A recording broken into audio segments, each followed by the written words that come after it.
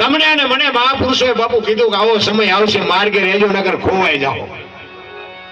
કહેવાનો મારો મિનિંગ નીતિ છે ને, એ તમારી ભેગી આવવાની છે. બાકી જે ભગવાન કોઈને પાવર હોય ખોટી વાત છે. પણ આપણે આપણી રીતે ભગવાને તમને બુદ્ધિ, આપણે ઘરના 5 સભ્ય હોય તો બાપુ બધા રૂપાળાય ન હોય, બધા બુદ્ધિશાળી ન હોય, બધા એક હરખું કમાતા ન હોય. 2 કમાતા હોય ને એકાદો ઉડાડતો હોય, એટલે આ ઉડાડવા જ આવ્યો છે. હવે શું આને કેવું? એ ઉડાડવા આવ્યો, એ ઉડાડે, એ નો રડે. એ ઘરના બાપુ વંટોળિયા ચડાવશો ને બાપુ હેઠા નહીં બેહે. ઘરની વાત ઘરમાં રખાય, બસ મને એટલી ખબર પડે.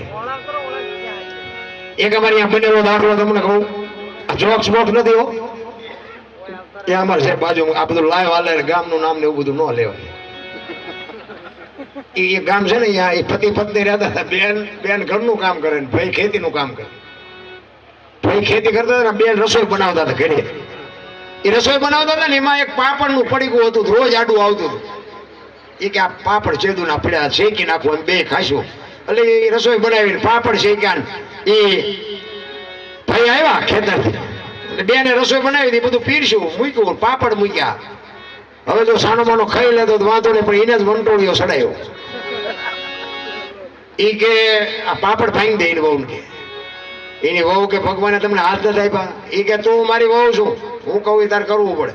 એ કે વહુ છું એમાં મેં જાણ ના પડે, પણ પાપડ કે નથી ભાંગી શકતા. એ કે ભાંગી દેવાનો છે, નથી ભાંગી દેવાનો.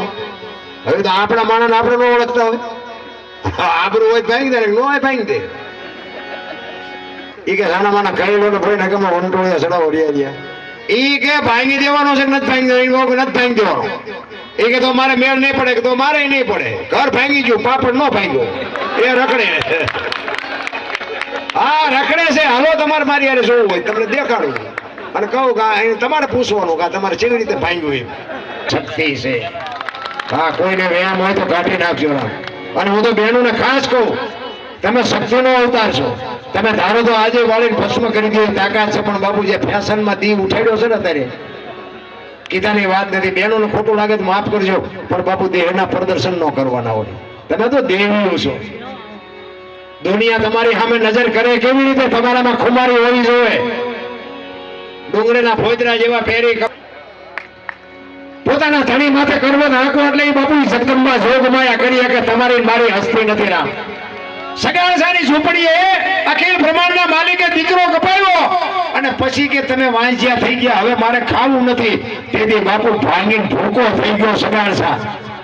અને તેથી ચંગાવતીએ કીધું તમે બેહી જાઓ કે બાવા હવે હું સંભાળી લઈશ, બેહી જાઓ કે.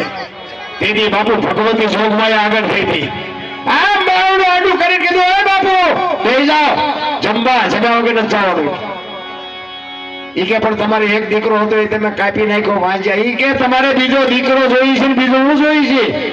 કેવી રણચંડી બની છે વિચાર કરો. બાપુ વાણિયાની દીકરી હતી. સમય આવ્યો છે ને તેથી બાપુ દીકરીઓ લગામ હાથમાં લીધી છે. એટલા માટે હું બહેનોને કહું છું કે તમે ધારો તો બાળીને ભસ્મ કરી દે તાકાત છે તમારામાં. પણ હવે તમારે મને તો એ નક્કી નથી થતું કે આમને શું સાબિત કરવું છે, નથી ખબર પડતી.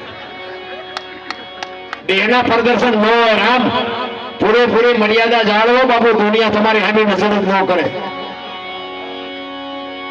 અખિલ બ્રહ્માંડના માલિકને ચંગાવતી કહે છે બાપ જાણી તને